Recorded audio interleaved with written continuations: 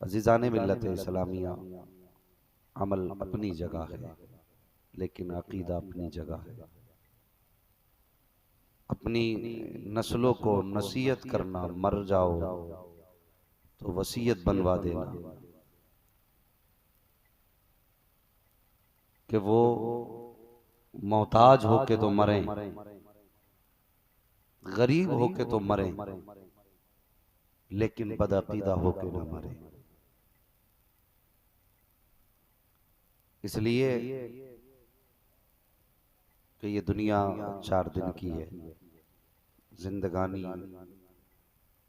आनी जानी है, कोई हमेशा के लिए यहाँ नहीं आया है, सबको जाना है। तो ये जिंदगी तो कट ही जाएगी, भूखे रहकर भी कट जाएगी, प्यासे रहकर भी कट जाएगी, छत के बगैर भी कट जाएगी, छत के नीचे भी कट जाएगी, लेकिन जो दायमी जिंदगी है वो कब्र की जिंदगी है।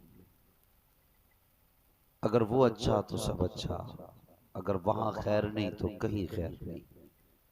इसलिए अकीदे की दुरुस्तगी बहुत ज्यादा जरूरी है। आपने मुझसे पहले खिताब मुफ्ती साहब कमला का सुना था और हजरत के बयान में आपने औलिया कामिलीन की शान सुनी कि वलियों का मकाम क्या होता है और उनकी शान क्या होती है। बस थोड़ी देर हाजिर खिदमत हूँ, मैं कोशिश करूंगा ये बताऊं कि वली बनते कैसे। तैयार हैं आप लोग? अगर जान बाकी रह गई हो थोड़ी बहुत तो बताइए, थोड़ी देर तैयार रहेंगे? अल्लाह सलामत रखे। जिन्होंने हाथ उठाए अल्लाह उन्हें गौसे पाक की खैरात अता फरमाए। ये लालची हाथ मत उठाइए, नीचे रखिए। आप गौसे पाक को आपके हाथ की जरूरत नहीं है, और ना मैं ठेकेदार हूं कि तुमसे हाथ उठवा के तुम्हें जन्नत बांट के चला जाऊं। हाँ, यहाँ सच्चाई के सौदे होते, धोखे के सौदे नहीं होते। मर्जी है तुम्हारी, जिसका जी चाहे वो बोले सुभान अल्लाह, जिसका ना चाहे वो मुंह बंद रखे। ना खुदा को तस्बीह की जरूरत है, ना बगदाद वाले को तुम्हारी जरूरत है। अपना उसूल है, खाते हैं तेरे दर का, पीते हैं तेरे दर का, पानी है तेरा पानी, दाना है तेरा दाना। बस मैं अर्ज करने लगा हूं कि वली बनते कैसे।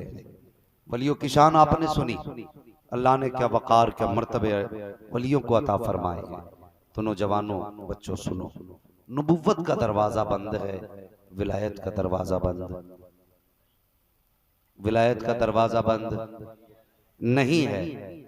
आज भी अगर बंदा चाहे तो वली बन सकता है, वली बन सकता है। उसके लिए कुछ शर्तें हैं, बस मिसाल के तौर पे आप समझे कि हर जमीन पे फसलें नहीं उगा करती है।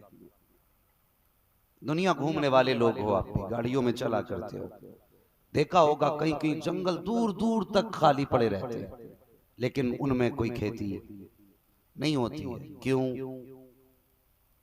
क्या उस जमीन पे पानी नहीं?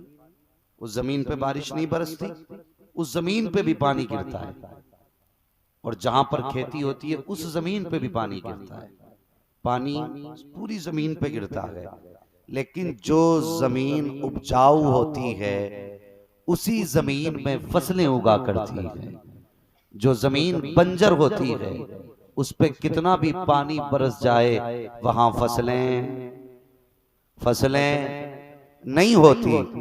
तो सुने, जिस तरह फसल के लिए अच्छी जमीन जरूरी होती है, उसी तरह अच्छी नस्ल के लिए अच्छी गोद जरूरी होती है। आज हमारी कौम चाहती है, हम ये चाहते हैं आज कि आज भी हमारी गोद में सलाहुद्दीन अय्यूबी आए, मोहम्मद बिन कासिम आए। दुआएं नहीं कर रहे हैं? ऐसे सिसकते हुए दौर में जब इंसानियत दम तोड़ रही है, जब हक्कानियत का गला घोटा जा रहा है, हर बंदा चाहता है फिर से खालिद बिन वलीद आ जाए। मुझे बताइए, ये जमीन फाड़ के निकलेंगे कि आसमान का सीना चीर के आएंगे? कहां से आएंगे? ये आएंगे तो आज भी मां की गोद से आएंगे। अगर आज भी आएंगे किसी बाप के आंगन में आएंगे, लेकिन शर्त है ये तभी आएंगे जब मां पारसा होती है, तभी बेटा अब्दुल कादिर जिलानी आता है। ये जहन में बात रखें। अगर हम चाहते हैं नस्लें अच्छी हों तो फिर अच्छी गोदों का इंतखाब करें। नौजवानों, जिंदगी का फैसला बड़ी सोच समझ के करना है। हुस्न कुछ भी नहीं है इंसानियत और शराफत के सामने। हमने कितने हसीनों को फांसी लगाते देखा है, ऐसे कितने बंदों को मरते देखा है जिन्होंने अपने शौक के मुताबिक पसंद की शादी की, लेकिन कुछ दिन के बाद हमने उन्हें कभी फांसी के फंदे पे लटका देखा, कभी दरिया के किनारे से उठाया गया, कभी खेत के अंदर से मुर्दा निकाला गया। ऐसे लोगों को हमने जहर से तड़पते हुए देखा। और यार क्यों मरा? क्या कमी थी जिंदगी में? कभी बीवी से तंग आके उसने आत्महत्या कर ली।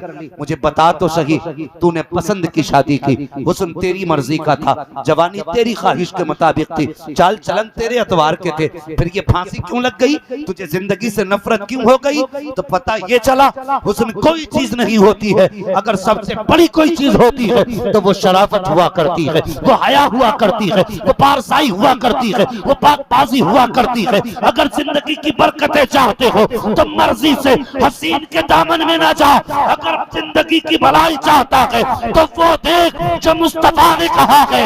आका फरमाते हैं जब जिंदगी के फैसले करो तो हुस्न देख के मत करना, बल्कि किरदार देख के फैसले करना। अगर पारसा घर में आएगी, आंगन तेरा होगा, नजारे जन्नत के होने लग जाए। कोशिश किया करें, ये जिंदगी का पहला फैसला बहुत सोच के करना है, बहुत सोच समझ के करना है, वरना दौलत भरी की धरी रह जाती है। हाँ, अगर सुकून नहीं तो फिर जिंदगी में कुछ भी नहीं। अब जरा अपनी जिंदगी का आप जायजा लें। हम अपनी माँ को भेजते हैं, खानदान वालों को, रिश्तेदारों को, जाओ देख के आओ, उसका हुस्न ऐसा होना चाहिए, ये उसकी पहचान है। हसीनों की हर अदा उसके सामने पेश कर दी कि ऐसा ऐसा हुस्न हो। हमने देखा, निकाह भी हो गए, फिर तलाक़ें भी हो गई, तलाक़ें भी हो गई, मगर तुमने बार बार सुना होगा, बार बार सुना होगा, निकाह बड़ा अजीब है। हाँ, और वो किसी और का नहीं, तेरे मेरे पीर, पीराने पीर दस्तगीर सरकार गौसे पाक के वालिद गिरामी का निकाह, आम निकाह नहीं है। जरा गौर से सुनना मेरी बात, अंदाज़े बयां मेरा बहुत शौक नहीं है, शायद कि उतर जाए तेरे दिल में मेरी बात।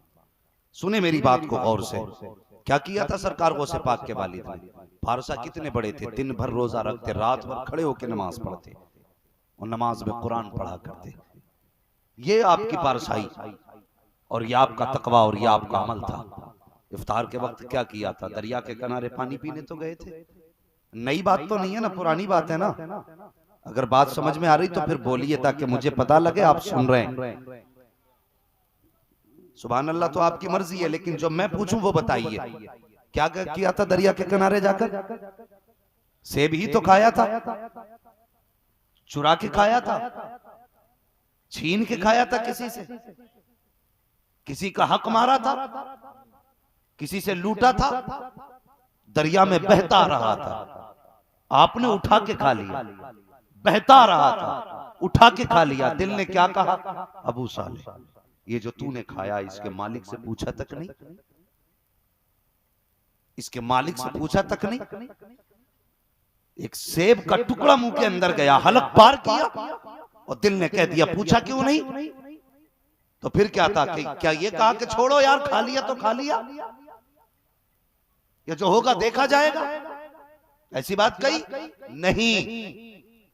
आपने दरिया का रुख देखा, ये आया किधर से, और उधर चले जिधर से सेब आया था। पूछो इन उलमा से, वहां पहुंचे जहां दरख्त लगे थे सेब के और टहनियां झुकी थी दरिया की तरफ। फिर समझ गए हो ना हो, ये इसी बाग का फल होगा, इसी बाग का फल होगा। अल्लाहू अकबर। बाग के अंदर गए, मालिक से बाग की मुलाकात की।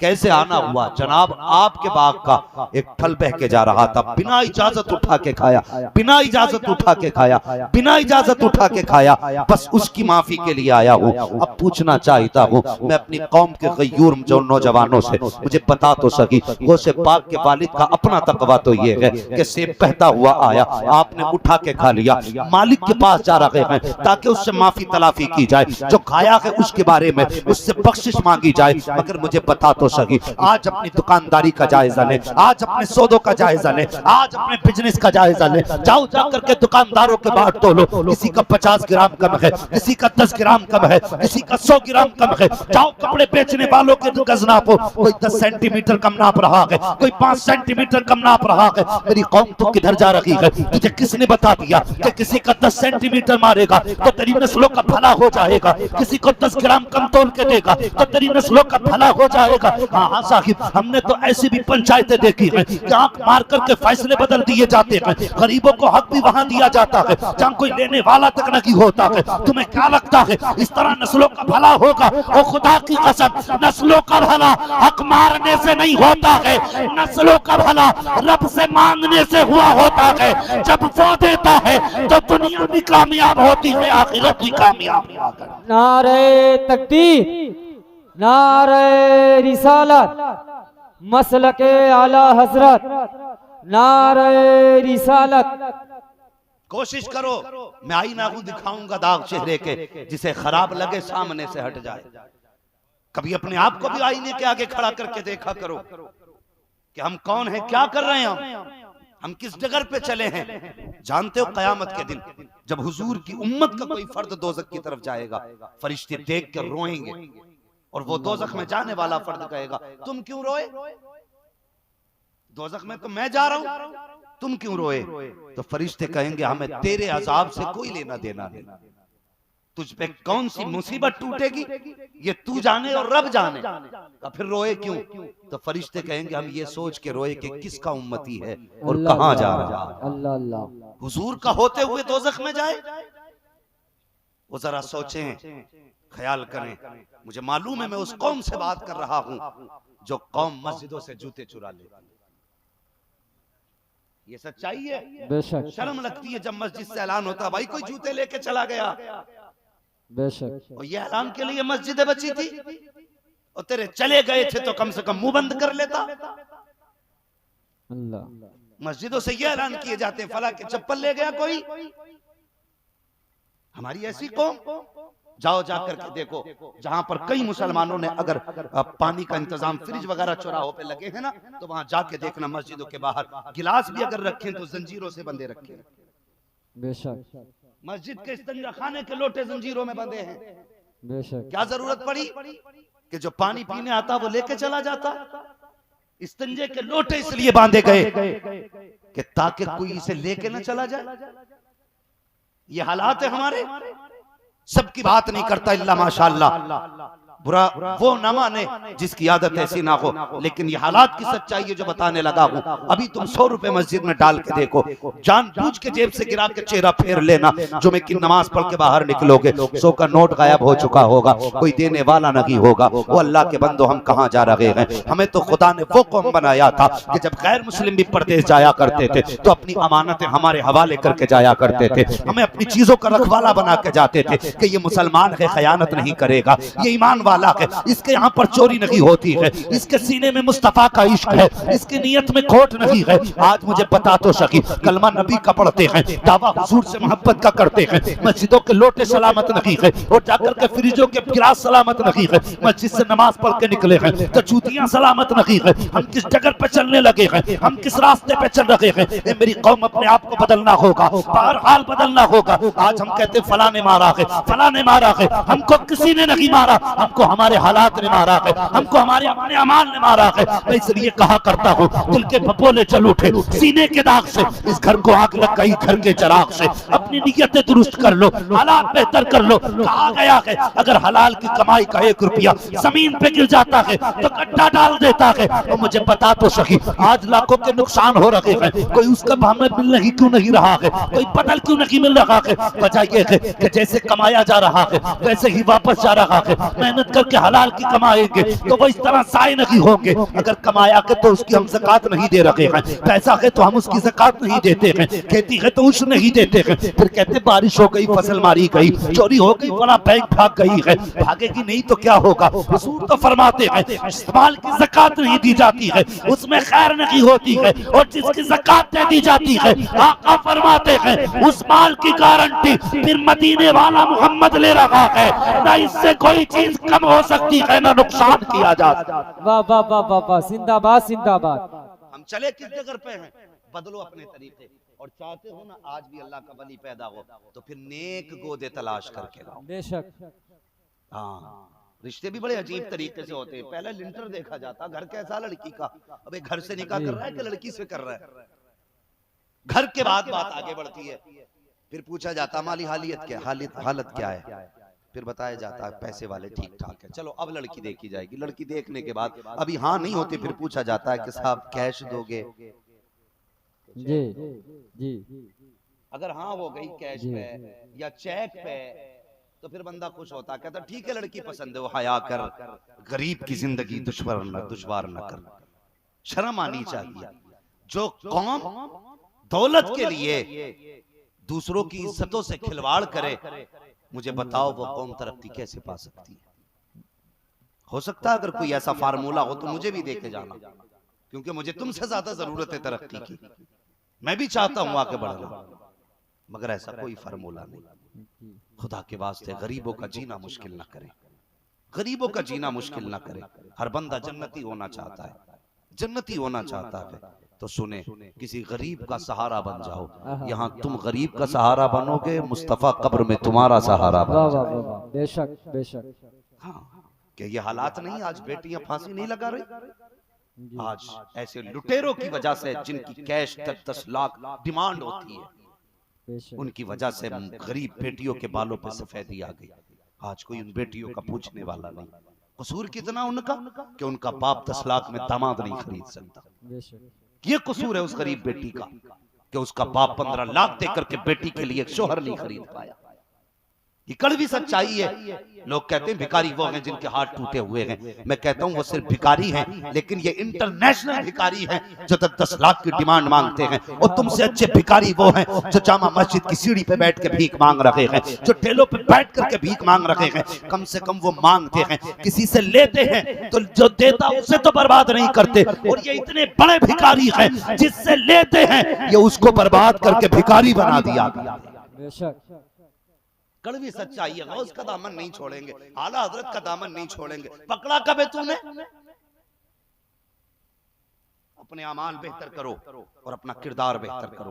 गौसे पाक से सच्चा प्यार करते हो ना, तो नियत ये करना, जब हमारी निकाह का अल्लाह दिन देगा तो हम दौलत वाली नहीं लाएंगे, हम मुस्तफा वाली लेकर के आएंगे, हाय हाय, वाह वाह वाह। गौसे पाक वाली लेके आएंगे, खुदा वाली लेके आएंगे।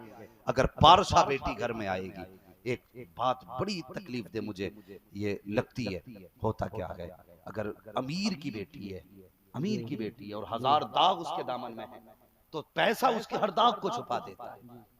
लेकिन बच्ची गरीब है, कितनी भी पारसा है, रातों दिन कुरान पढ़ने वाली है, तो उसकी गरीबी उसको जलील बनाती है।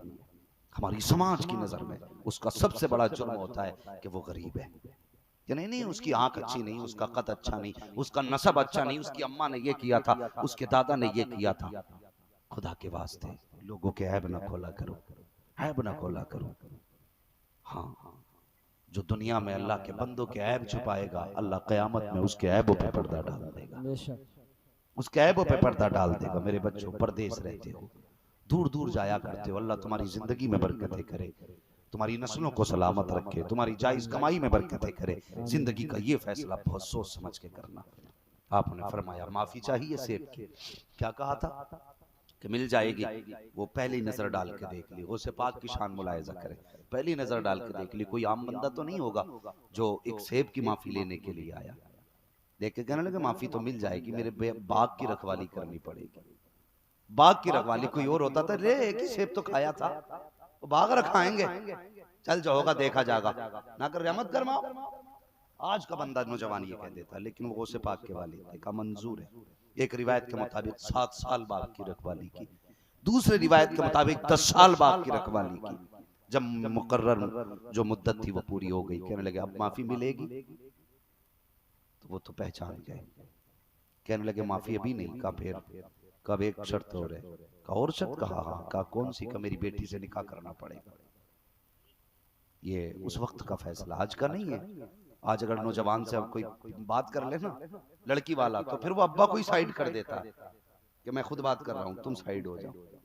वो उस दौर की बात है। कहने लगे मैं ये फैसले मैं कैसे कर सकता हूं, तो कहने लगे फिर माफी नहीं मिलने वाली, माफी चाहिए, मेरी बेटी से निकाह करना पड़ेगा। ख्याल आया अब्दुल्ला सुमई तूने, ख्याल आया आपको अबू साले तूने इतनी रियाजतें की हैं, अगर माफी के लिए ये ना किया तो जिंदगी के सारे अमाल बर्बाद कर दिए जाएंगे, इसलिए चलिए शर्त भी मान ले। फरमाने लगे मुझे मंजूर है। आपने जैसे इतना कहा हज़रत अब्दुल्ला सुमई कहने लगे सुनो बेटा शर्त मंजूर है, लेकिन बात तो सुन लो, मेरी बेटी कैसी है? कहा कैसी बेटी है? कहा मेरी बेटी का अपना हाल ये है कि वो लंगड़ी भी है, लूली भी है, गूंगी भी है, अंधी भी है, बहरी भी है। एक बहुत बड़ा चैलेंज जिंदगी का था, एक बहुत बड़ा चैलेंज आपके सामने खड़ा था। बेटे ये कमियां है मेरी बेटी में, ये ऐब समझ या कमी समझ। मेरी बेटी लंगड़ी भी है और लूली लंगड़ी अंधी बहरी जो आप कह सकते थे आपने कहा मंजूर है। आप सोचने लगे या अल्लाह जिंदगी कैसे कटेगी? ख्याल आया कोई बात नहीं, जिंदगी काट लेंगे, माफी तो मिल जाएगी। अल्लाह अकबर, ये देखो तो सही,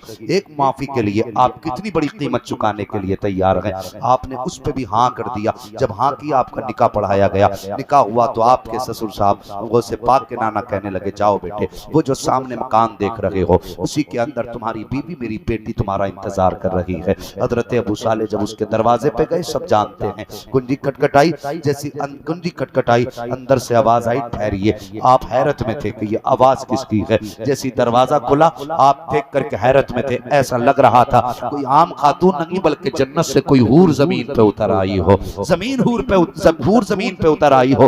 आप देख करके हैरत में थे कि मुझसे तो ऐसा कुछ नहीं कहा गया है, ये तो खड़ी भी है, देख भी रही है, बोल भी रही है, चल के भी आई है, इसने कुंडी भी खोली है, दरवाजा भी खोला है। वापस उन्हीं पैरों पे पलट गए। कहा आपने तो कहा था कि उसके अंदर सिर्फ मेरी बीवी है, ये दूसरी खातून कौन है? कहा किस खातून का तस्करा कर रहे हो? कहा जिसके हाथ भी सलामत हैं, पैर भी सलामत हैं, आंखें भी सलामत हैं। अल्लाह अकबर, इतना सुना आपके ससुर गौसे पाक के नाना मुस्कुराने लग जाते हैं। कहा बेटा वही तो तुम्हारी बीवी है। अल्लाह अकबर, कहा आपने तो ऐसा ऐसा कहा था। कहा बेटे मैंने सच कहा था। कहा किस लिए कहा था?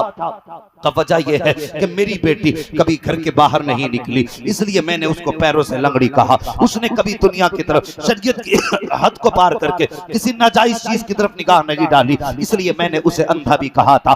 उसने कभी भी गलत जुमला नाजायज अपनी जबान से नहीं निकाला, इसलिए मैंने गूंगा कहा था। अल्लाह अकबर, जब वापस पलटे हैं और इस चमन में आकर के एक पौधा हजरत अबू साले के नाम का लगा है, और जब ये चमन लहलहाया और इस चमन के अंदर कली बन करके जो बच्चा पैदा हुआ, दुनिया ने अब्दुल कादिर कहा, मशीयत कह रही थी ये सिर्फ अब्दुल कादिर नहीं है, हमने इसको ज़माने का गौसुल आज़म बना के पैदा फरमाया।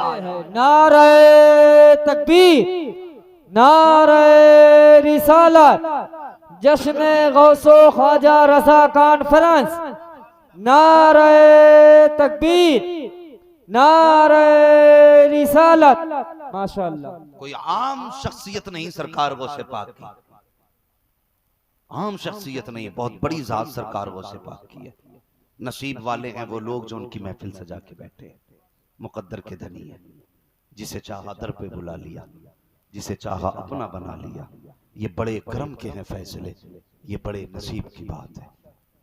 ये तेरा करम है आका कि बना लिया है अपना, कहा मुझसे ये कभी ना कहा सिलसिला तुम्हारा। हाँ, जब माएँ पारसा होती हैं तो बेटे गौसुल आज़म होते हैं, बेटे गौसुल आज़म होते हैं। माओ की तरबियत और माओ की पारसाई से बेटे वली वाला करते। कौन है सरकार गौसे पाक? अल्लाह को अकबर, कभी समझने की कोशिश करें। और आज बंदा सोचता है ना कि मुझे चिल्ले में जाकर के विलायत मिलेगी, हाँ कोई कहता तबलीग से विलायत मिलेगी। मैं कहता हूँ खुदा की कसम, जितना सस्ता सौदा माँ के कदमों से जन्नत मिलने का और विलायत मिलने का है, उससे छोटा रास्ता कोई है ही नहीं, कोई उससे छोटा रास्ता नहीं है। कौन नहीं जानता? सरकार ख्वाजा कुतुबुद्दीन बख्तियार काकी रहमतुल्लाह तआला अलैह से पूछा, हुजूर आपको विलायत कैसे मिली? तो आप कहने लगे किसी को विलायत ज़ुहद व तक़वे से मिली, किसी को विलायत क़याम से मिली है, किसी को विलायत दुनिया छोड़ने से मिली है। कहा फिर आपको विलायत कैसे मिली? आप फरमाने लगे मुझे विलायत मेरी माँ की खिदमत से मिली, बेशक मेरी माँ की खिदमत से मिली है। बच्चों जवानों परदेश जाते हो, गुजारिश है माँ बाप से दूर रहते हो, अल्लाह तौफीक देना तो रोज कम से कम एक बार माँ बाप से बात कर लिया करो, एक बार जरूर माँ बाप से बात कर लिया करो। हमें अपने यार दोस्तों से बात करने का वक्त रहता है, लेकिन माँ बाप से बात करने का वक्त नहीं। रोज हमें पता अपने दोस्त को 6 बजे कॉल करनी है, हम कर लेंगे, लेकिन माँ बाप मोबाइल उठा उठा के पलटते रहते, बेटे का अभी तक फोन नहीं आया, बेटे का फोन नहीं आया, वो परदेश रहते हो। अल्लाह के वास्ते माँ बाप से दूर न रहा करो। दूर न रहने का मतलब ये उनसे बात करते रहा करो। कितने तो परदेश गए और जाके माँ बाप को भूल गए, और जब कहा जाए कि यार कभी माँ बाप के पास भी चले जाया करो, तो कहते नहीं नहीं इजाजत लेके आए थे। हम जानते माँ बाप का दिल कितना नर्म होता है। इजाजत क्या, वो जो तुम मांगो वो देने तैयार है। अगर दुनिया की कहानी पे गौर किया जाए तो माँ अगर बेटे के मांगने पे दिल दे सकती है, तो फिर माँ बेटे के मांगने पे इजाजत क्यों नहीं दे सकती?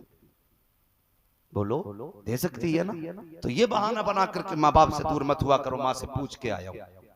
अल्लाह के बंदो, माँ बहुत बड़ी नेमत है, बाप बहुत बड़ा रब का करम है जो तुम्हें मिला है। हाँ, दौलत पूरी जिंदगी कमा लोगे, लेकिन माँ बाप दोबारा नसीब नहीं होंगे, ये दोबारा नसीब नहीं होंगे। अगर ये बूढ़े हो जाएं, कमजोर हो जाएं, तो फेंक यार पैसा कमाना, इनकी खिदमत में आके बैठ जाओ। अगर ये राजी हो गए, खुदा की कसम, न यहाँ कमी रहेगी ना वहां कमी रहेगी। माँ बाप से दूर न रहा करो, माँ बाप से दूर न रहा करो। ख्वाजा कुतुबुद्दीन बख्तियार काकी कहते हैं कि मुझे जो विलायत मिली है ना, वो रियाजत से नहीं, क़याम से नहीं, माँ की खिदमत से मिली है। हुजूर कैसे फरमाने लगे ना, एक दिन मैंने माँ से कहा, मी क्या बात है बेटा, का इजाजत दे। कहा किस चीज की? कहने लगे एक तरफ तो मुझ पे रब का हक है, दूसरा तेरा हक है, मैं बड़ा कमजोर, मैं एक वक्त में दो के हक अदा नहीं कर सकता, इजाजत दे। कहा किस लिए? कहा अपना हक माफ कर दे, मैं रब का हक अदा करना चाहता हूँ। कहा क्या करोगे? कहा मैं रब की इबादत करके उसे राजी करूंगा। माँ ने कहा जा बेटे, मैंने अपना हक माफ किया। माँ ने हक माफ कर दिया। 40 साल तक जंगलों में भटकते रहे, अल्लाह की इबादत करते रहे। 40 साल के बाद जब आपने वो जंगल बदला, दूसरे जंगल की तरफ जाने लगे, तो वो रास्ता आपकी बस्ती की तरफ से गुजर के जाता था।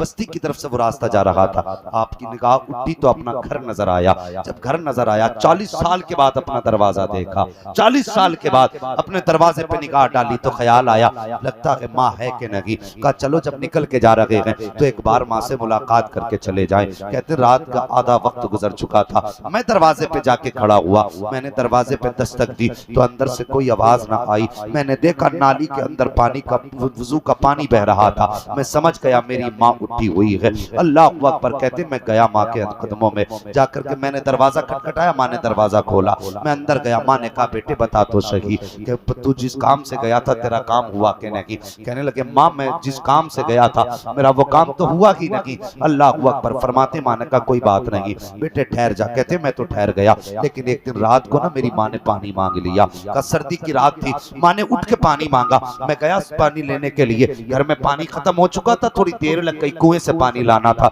मैं पानी लेकर के आया, जब तक मैं लेकर के पानी आया मेरी माँ सो चुकी थी। फरमाते मेरे दिल में ख्याल आया कि माँ को उठाया जाए। फिर दिल ने कहा नहीं बूढ़ी है, आंख लगी है, अगर जाग गई तो दोबारा सो नहीं पाएगी, इसलिए कहा मैंने माँ को उसकी बेदारी के डर से उठाया तक नहीं। मैं इंतजार करने लगा। कहते इंतजार में सुबह हो गई, फजर की अजान हुई, माँ की आंख खुल जाती है। माँ ने देखा मैं उसके सरहाने पानी का प्याला लेकर के खड़ा था। फरमाती जैसी माँ ने देखा, कहा बेटे बायजीद। कहा जी। कहा कैसे खड़े हो? कहा ए माँ मैं इसलिए खड़ा हूँ कि तूने मुझसे पानी मांगा है, मैं पानी के लिए खड़ा हूँ। अल्लाह अकबर। माँ ने हाथ में प्याला देखा, लख्त जिगर का चेहरा देखा, पानी का घूंट पिया और उसके बाद माँ ने हाथ उठाए। कहते जैसी माँ ने हाथ उठाए हैं, अल्लाह अकबर, माँ का हाथ उठाना था। कहते हैं कि जो रियाजतें, जो इबादतों के बाद, जो 40 साल की खाक जानने के बाद मुझे रुतबा नहीं मिला था, वो मेरी माँ के हाथ उठने की देर थी कि अल्लाह ने सारी मंजिलें मेरे लिए आसान फरमा दी थी।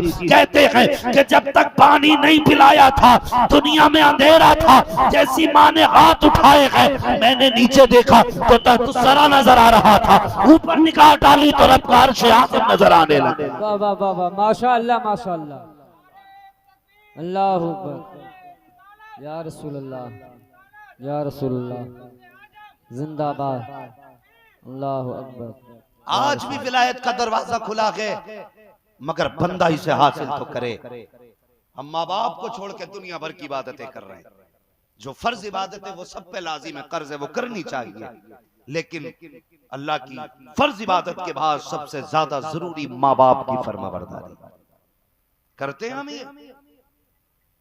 हम जाते हैं, ऐलान कराते हैं मस्जिद में 50,000 मेरी तरफ से, 20,000 मेरी तरफ से।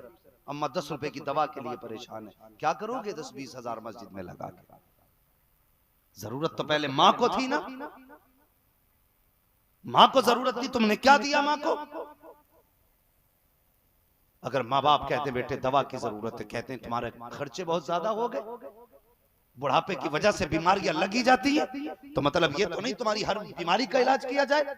हम ये माँ बाप को कहते, ये जिम्मेदार उलमा बैठे हुए हैं, एक बात बड़ी जिम्मेदारी से करने लगा हूँ। कौन नहीं जानता हजरत यूसुफ अलैहिस्सलाम को? जब आप वालिद से जुदा हुए, कितने साल जुदा रहे?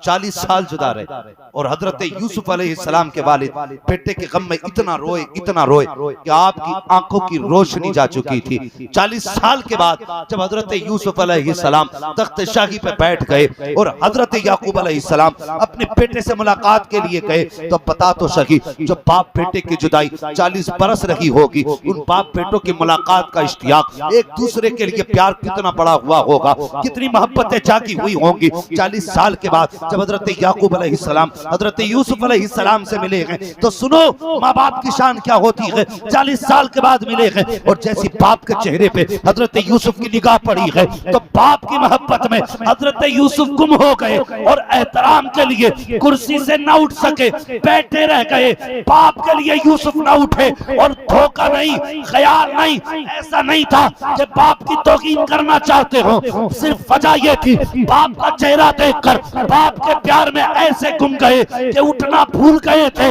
अल्लाह अकबर, बाप की ताजीम के लिए खड़े ना हो सके, जैसी बैठे रखे गए। इतने में जिब्रील को रब ने भेजा है, कहा मेरे यूसुफ से सलाम के और साथ में पैगाम दे कि यूसुफ आज तुम अपने बाप की ताजीम के लिए नहीं उठे गए, हमने तुम्हारे इस अमल की वजह से लो तुम्हें ये पैगाम दे रखे हैं, आज के बाद कोई नबी तुम्हारी नस्ल से कयामत तक पैदा नहीं हो सकता।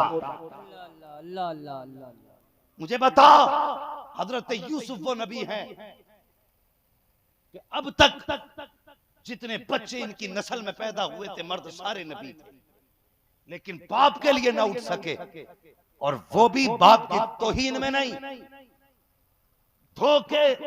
ऐसा नहीं कि अपनी कुर्सी का घमंड था, अपने ताज पे फख्र था, ना, बाप के प्यार में ऐसे खोए थे कि अपनी जगह से ना उठ सके, खो गए बाप के चेहरे में। रब ने जिब्रील को भेज दिया, यूसुफ तू बाप के लिए नहीं उठा, ले हमने तुझसे ये शरफ ले लिया है, आज के बाद कोई नबी तेरी नस्ल में पैदा नहीं करे।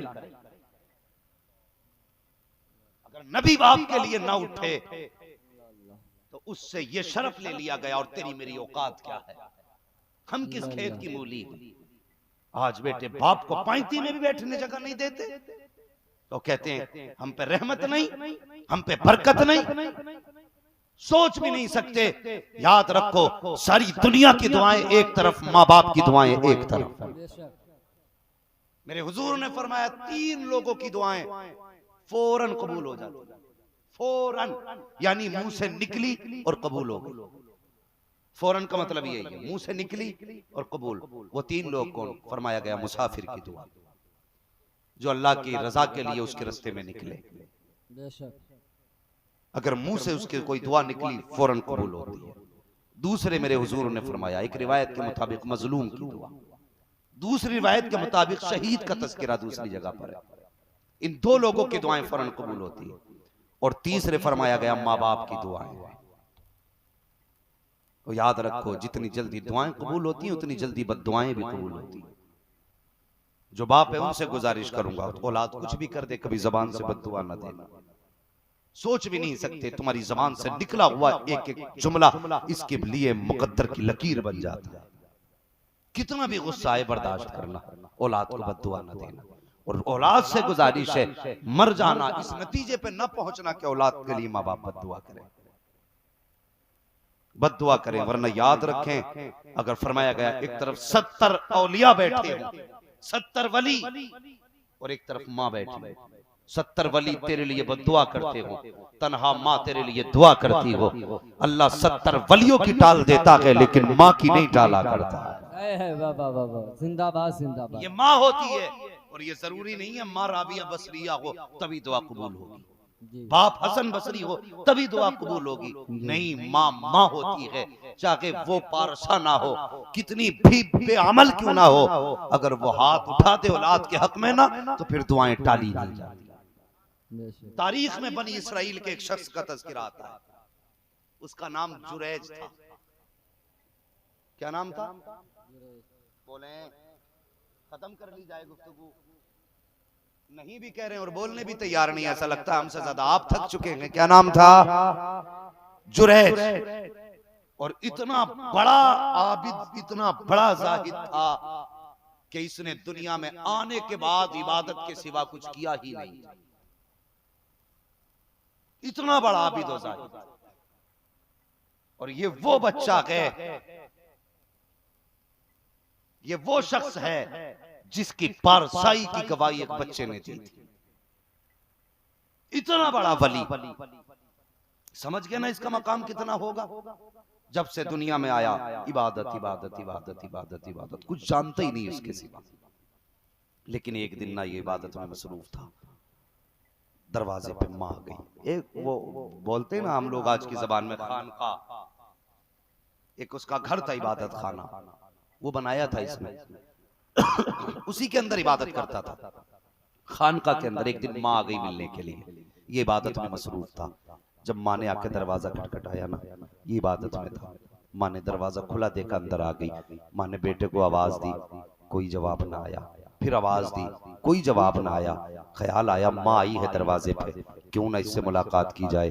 फिर दिल ने कहा यार इबादत छोड़ के, कभी कभी जो है ना हमारा ख्याल हमें डुबा देता है, कभी कभी हमारा ख्याल हमें बर्बाद कर देता, हम कभी कभी सही के चक्कर में गलत फैसले कर जाते। उसके दिल में ख्याल आया यार माँ के लिए इबादत छोड़ के जाऊं, इससे बाद में मिलता हूँ। माँ इंतजार करती रही, माँ इंतजार करती रही। वक्त जब काफी देर हो गई, ये इबादत में मसरूफ था, माँ का दिल टूट गया। याद रखें जो तुमसे ज्यादा प्यार करता है उसे दर्द भी ज्यादा होता है। आपकी छोटी सी कमी उसको तकलीफ ज्यादा देती है। जैसे उसने कोई जवाब न दिया ना, माँ का दिल टूटा। माँ की जबान से जुमला निकल गया, तूने अपनी माँ को मुड़ कर नहीं देखा? जब से आया है कभी मिलने का ख्याल नहीं आया। आज मैं आई थी तो तेरे पास मुझसे मिलने का वक्त नहीं। फिर माँ की जबान से एक बद्दुआ का जुमला निकला। माँ ने कहा अल्लाह तुझे उस वक्त तक मौत नहीं देगा जब तक तुझे किसी फाहिशा, बद किरदार और बदकार औरत के हाथों जलील न करा देगा। ये माँ चुप बद्दुआ दे के जा रही है। और जुरैज जैसा आबिद व ज़ाहिद जिसकी दिनों रात इबादत में गुजरती है, और एक माँ बद्दुआ दे के जा रही है, तो कितना बड़ा वली क्यों ना हो, तुझे उस वक्त तक मौत नहीं आएगी जब तक अल्लाह तुझे फाहिशा के हाथ, तुझे एक रंडी के हाथ रस्वा और जलील ना करा देगा। ये कह के माँ तो चली जाती है। कुछ वक्त गुजरा है, एक दिन जुरैज के दरवाजे पर एक फाहिशा औरत आई। उसने आकर के अपनी इज्जत का सौदा करना चाहा। कहा जुरैज मैं तुझसे मुंह काला करना चाहती हूँ। जुरैज ने कहा मुझे रब का डर है, मैं तेरे साथ मुंह काला नहीं कर सकता। ये कह के उसने उस खातून को धक्का दे दिया। वो खातून जुरैज के मकान से निकली। करीब वाले मकान में एक शख्स रहा करता था, वो उसके मकान के अंदर गई और उससे जाकर के मुंह काला किया। जब उससे उस औरत ने जाके मुंह काला हुआ, उससे मुंह काला करने के बाद वो औरत 19 से हो गई। कुछ दिन के बाद फिर बच्चे की पैदाइश हो जाती है। जब बच्चे की पैदाइश हुई है तो उसने कहा जुरैज कल तूने मुझे धक्के दे के निकाला था, आज मेरा इंतकाम लेने का दिन है। फिर वो बादशाह के दरबार में जाती है और जाके कहती बादशाह मेरे साथ इंसाफ किया जाए। कब बात क्या है? कब वो जिसे दुनिया आबिद व ज़ाहिद कहती है, जिसे पारसा और मुत्तकी कहती है, कब किसका तस्करा कर रही हो? कि मैं जुरैज का तस्करा कर रही हूँ। कब क्या किया है उसने? कहा उसने मेरे साथ सिना किया है, उसने मुझसे मुंह काला किया है। कहा उसकी निशानी क्या है? कहा उसकी निशानी सबसे बड़ी ये बच्चा है, ये उसी जुरैज का बच्चा है जो तारीख दुनिया बनता है। उसने मेरे साथ मुंह काला किया है। जैसे इतना बादशाह ने सुना, उसको जला लाया। कहा जुरैज को हाजिर किया जाए। जब पकड़ने गए थे, किसी ने जूते मारे हैं, किसी ने तमाचे लगाए हैं, लेकिन अभी जुरैज को पता नहीं था कि मेरे साथ हो क्या रहा है। जब पकड़ के जुरैज को बादशाह के दरबार में लाया गया है, बादशाह पूछता है जुरैज बताओ तुमने ये क्या किया है? कहा किसकी बात कर रहे हो? कहा ये जो खातून खड़ी है, तुमने इसके साथ मुंह काला किया है, इसकी गोद में जो बच्चा है ये तुम्हारा नाजायज बच्चा है। जैसी जुरैज ने इतना सुना है, आंख में आंसू आ जाते हैं। अल्लाह अकबर, जैसी आंख में आंसू आए, अब इसकी पावर देखना। बादशाह कहता है इसके महल को तोड़ा जाए, जिस घर में रहता है उसे जमीन से मिला दिया जाए। अब हम इसे जमीन के ऊपर जमीन के ऊपर बर्दाश्त नहीं करेंगे, इसको कैद में डाला जाए। जब जुरैज ने इतना सुना है तो फौरन जुरैज को चला लाया, कहने लगा सुनो बादशाह, बात ये है अगर ये कहती है ये मेरा बच्चा है तो फिर मैं गवाह कहां से लाऊं? का कोई गवाह हो तो लाओ। आप कहते मेरे पास तो कोई गवाह नहीं है। अलबत्ता ठहरिए। जुरैज अपनी जगह से उठे और उठने के बाद उस औरत के पास गए जो बच्चा लेके खड़ी थी, और जाने के बाद आपने अपनी उंगली बच्चे के पेट में रखी और जुरैज ने कहा था बच्चे तू ही बता दे तू किसका बच्चा है। जैसे इतनी बात कही है बच्चे को रब ने कुव्वत गोयाई अता की। बच्चा कहता है जुरैज पारसा है, मेरी माँ झूठी है, ये जिसकी तरफ मंसूब किया जा रहा है मैं उसका बच्चा नहीं हूँ बल्कि मैं फला का बेटा हूँ। जैसे इतना सुना के बादशाह अपनी जगह से उठ के खड़ा हो गया, कहने लगा माफ कर दे जुरैज। जुरैज कहता है कसूर तुम्हारा नहीं है, कसूर मेरा है। ये जो मेरे साथ हुआ है ये मेरी कथा का नतीजा है। का कहना क्या चाहते हो? तब जुरैज ने कहा था एक दिन मेरी माँ दरवाजे पे आई थी, मैं इबादत के घमंड में अपनी माँ से ना मिल सका था, उसने मेरे लिए बददुआ की थी खुदा तुझे उस वक्त तक मौत ना देगा जब तक तुझे एक फाहिशा के जरिए सलील ना करा देगा। का बादशाह ना तेरा कसूर है ना इसका कसूर है, कसूर मेरा है, मैंने माँ से बददुआ ली है। अल्लाह अकबर। और बता तो सही नौजवान, अगर जुरैज जैसा वली माँ की बददुआ से नहीं बच सकता तो तेरा मेरा जैसा उम्मती एक माँ की बददुआ से कैसे महफूज रह सकता? इसलिए जरूरी है माँ बाप से दुआएं लिया करो, माँ बाप की खिदमत किया करो। और कभी ये नहीं कि मैंने माँ बाप से इजाजत ली, इनका दिल ना दुखने पाए, इनसे कभी तकलीफ के लिए इनको कभी इस राह पे खड़ा ना करना जो ये तकलीफ में हो जाए। माँ बाप होते हैं, माँ बाप होते हैं। अल्लाह अकबर। इनकी दुआएं लिया करो, इनकी दुआएं खुदा की कसम तुम्हें वली बना देंगी।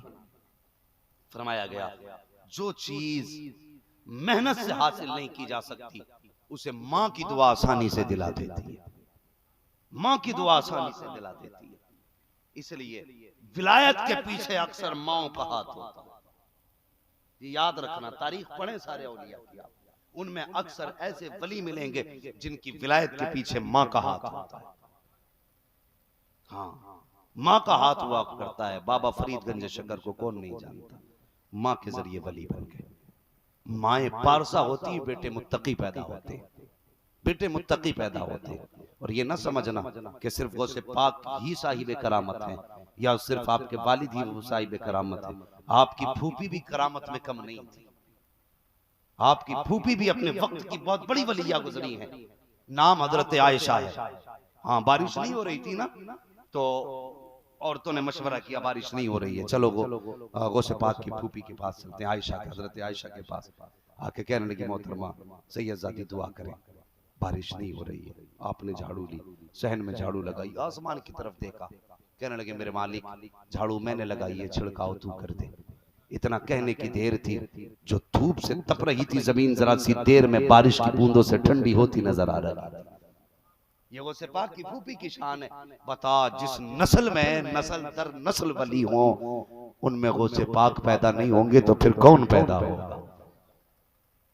हाँ, अगर गोद अच्छी होती है तो फिर नस्लें भी अच्छी होती हैं। हाँ, जब माँ इतनी पारसा हो, बाप ऐसा पाक, तो फिर बेटा कैसा पैदा हुआ? सरकार गौसे पाक के बचपन का जमाना था ना, तो आप खेल रहे थे बच्चों के साथ, और खेल भी बड़ा अजीब था, आज की तरह नहीं था बच्चों का गिल्ली डंडे का खेल। गौसे पाक का खेल भी निराला था। आप कहते थे ला इलाहा, बच्चे कहते थे इल्लल्लाह। तो उनके खेल में जितने शामिल हुए थे अल्लाह ने सबको वली बना दिया था। ये करम है सरकार गौसे पाक का, वली बना दिया था। वो सुना होगा आपने ना, बुजुर्ग आया के कहने लगे अस्सलाम वालेकुम। जब सलाम किया ना गौसे पाक ने फरमाया वालेकुम अस्सलाम वालेकुम अस्सलाम। वो ठहर गए, वो पूछने लगे बेटे मैंने सलाम का जवाब, सलाम एक बार किया, तुमने जवाब 2 बार क्यों दिया? आपने अलमुख्तसर ये कहा था कि आप आज से 4 साल पहले हमारे दरवाजे से गुजर के गए थे, आपने सलाम किया था। कहा बेटे आपकी उम्र कितनी है? कहा 4 साल। का आपको कैसे पता चला? फरमाने लगे जब आपने सलाम किया था तो अब्दुल कादिर उस वक्त माँ के शिकम के अंदर मौजूद था, और मैंने आपके सलाम को सुना भी था, आपकी आवाज को पहचाना भी था, पहचान भी लिया था आपकी आवाज को। अल्लाह अकबर। कहा 4 साल से आपको ढूंढ रही थी मेरी आंखें, इंतजार था आपका आने का, आज आप आए हो। का फिर का एक जवाब तो मैंने आज का दिया है, एक सलाम का जवाब मैंने 4 साल पहले का दिया।